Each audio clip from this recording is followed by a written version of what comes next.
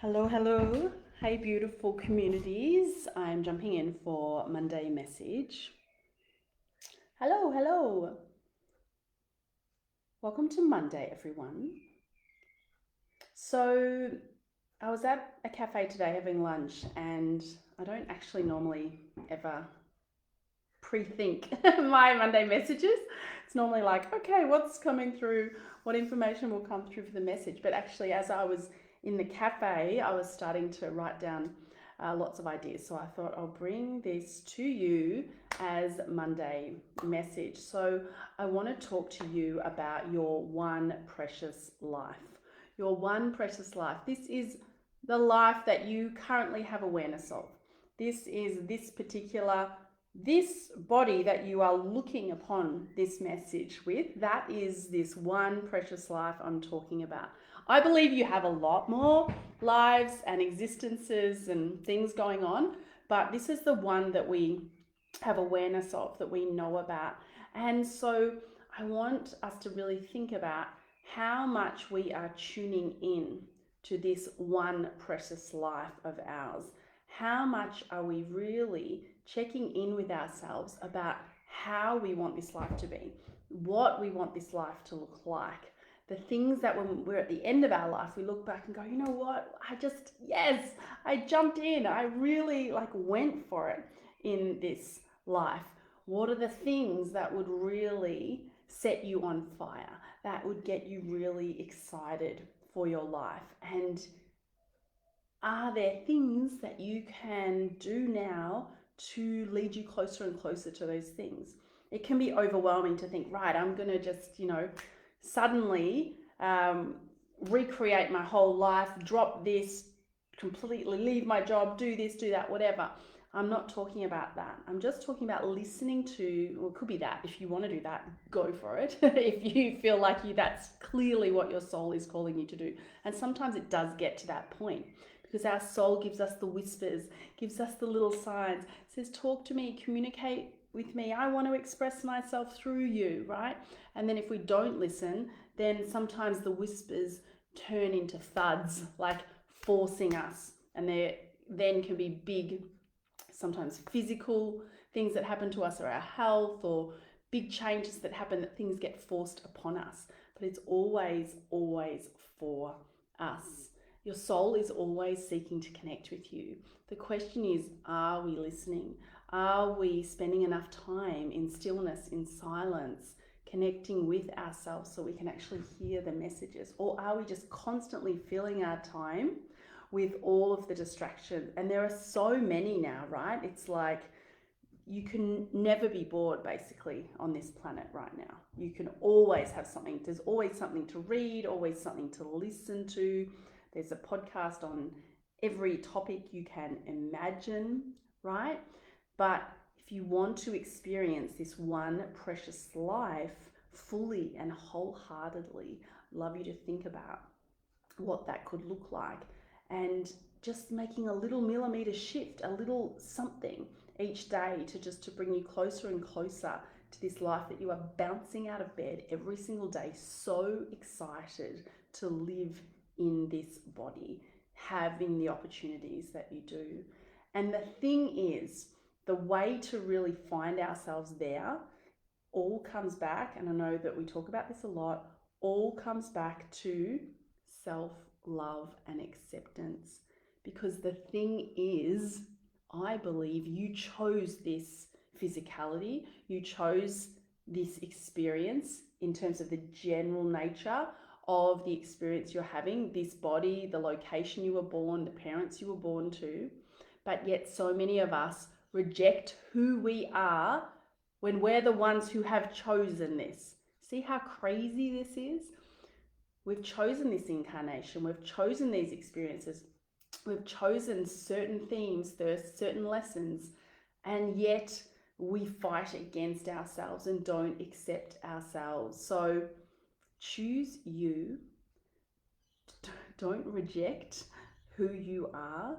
Learn to really know yourself and love yourself deeply, because as we do that, that's where we can do the best energetically for our realm. When each of us just accepts all parts of ourselves. There are parts of ourselves that we can accept more easily than others, right? And there are parts of ourselves that we don't want to acknowledge. We don't want to admit, right? We don't want to admit certain things about ourselves. We don't want to see that. But we're here in a duality. We're here in the polarity. So there's no one that's existing here that doesn't have those parts of ourselves that maybe we don't always want to claim, we don't want to always acknowledge. But as we integrate them and just accept these parts of ourselves, just to love all the parts of ourselves, the internal, the external, the whole shebang, then I believe that we are then able to heal this planet and also energetically for our own health. Things, I believe, start in the emotional body, the energetic body, that illnesses. And so if we want to be clear from that, the more that we are accepting and loving our own self, the more that we just literally like zip that stuff out, clear it out. And as you fully claim yourself, fully, deeply, deeply love and care for yourself, honor yourself, start to acknowledge your needs and make sure that you're not leaving yourself to the end. Or I think there's a book called, who gets the burnt chop. Like, are you always taking the burnt chop? Are you always giving someone the best of everything and you just take the scraps of things? Because your subconscious then is noticing how we behave. And it's one thing to say, I love myself in the mirror, I love myself, affirmations, all of those things. But until it shifts in the belief in part of ourselves, until it shifts in the subconscious part of ourselves, then it's not going to actually land energetically. So our subconscious needs to see this consistent action from us. Oh, she does love herself, because look, in this moment, she has said, yes, I do want a cup of tea when someone's offered you the cup of tea. I know I've shared this probably before, but my husband we'd go to people's houses and they'd say, oh, Lisa, you want a cup of tea? And I'd say, no, I'm fine. And I wouldn't even stop and think, would I like a cup of tea? Because I didn't dare want to put anyone out for a cup of tea. Like, they could get me a water maybe, but like a cup of tea, that's like a big, that's a big thing for them to spend that time doing for me. And my husband would say, she does want a cup of tea, she just doesn't want to put you out, right? And so now it's like someone asks me, do I want a cup of tea? I think, do I feel like a cup? Yes, I would love a cup of tea. Thank you. If I do want a cup of tea, right? So these are the things, just to be making sure that you're treating yourself, this vessel, with respect, honor, and reverence through these consistent actions to show the love that you are tending and caring to yourself. So, not that the affirmations are frowned upon. Great, do them, but we have to embody them every day. Getting up and saying, today I will love myself, all of me, unconditionally. The parts that maybe I've denied, I've repressed, I've ignored, I'll acknowledge them and I won't beat myself up anymore about that. I love myself unconditionally. You chose this experience. To love yourself is when we heal ourselves, but then to invoke that in action throughout the day. Is this action that I'm about to take, is this showing that I love myself, right? I'm about to, whatever your decisions you're going to make about what you're eating, whether we're exercising, how much sleep we're giving our physicality, right? Emotional decisions emotionally, what you're ingesting, what you are watching, right? What you are reading, what you're exposing yourself to. Okay, is this demonstrating that I love myself unconditionally? Or is this not, right? When you're saying yes to lots of things that you don't want to do, then you are continuing to tell your system, your energetic system, your subconscious, I am dishonoring myself here and there and here and there. That's what we're doing, right? And so then the system says, okay, she hasn't or he hasn't got this self-love piece of the jigsaw connected in. And when it connects in, right, you can access so much more energy, because the amount of thinking and overthinking that goes into things, of when you've had conversations with someone and you're beating yourself up, I shouldn't have said, like all that wasted energy. You're just in the moment to moment to moment to moment. And I know it's easier said than done. It's easier to talk about these things than to actually live them and be them. But this is what the time is for us. Like, it is time to live this way on this planet. It is time for us energetically. We are energetic little, what do you call it? Say, like you've got big, other things like exhaust fans, like in big companies, right? You see all the smoke coming out and you think, oh my God, what they're doing to the environment. Yeah. And if that gets you, I want you to picture this and imagine this, that what we are doing energetically to the environment is potentially a bigger issue. Sorry if I'm going to create any controversy here in terms of the environment, but we are those exhaust fans. I'm not getting the right word, someone might be able to help me. We are these towers where, whether are we emitting out these thoughts, these toxins out into our tapestry, or are we helping to clean our planet energetically? Are we helping to clean our planet energetically? Now, if we don't love ourselves, we are more easily wounded in conversation. We are more likely to take things personally. We're more likely to make these assumptions. We're more likely to make stories up all around the place, right? But when we feel whole, we feel full, we feel complete, we know we are unconditional love. We do not require the approval of other people. We do not require the permission from other people to say, yes, you can have that cup of tea. No, you can't have this. Yes, you can have that job. No, you can't. Blah, blah, blah.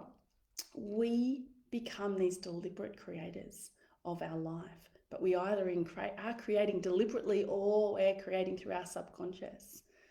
So with this one precious life, I suggest that the most important thing that you can do for yourself is to truly and deeply, unconditionally love and accept your badass, beautiful, beautiful self.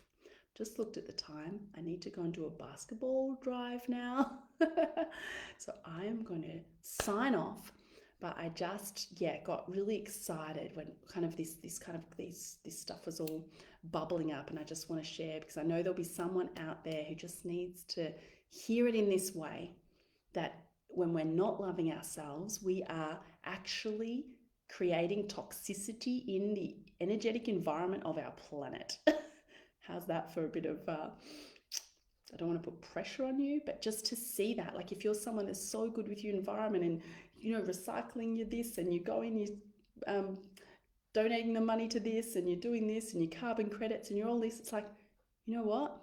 That's awesome. Do that.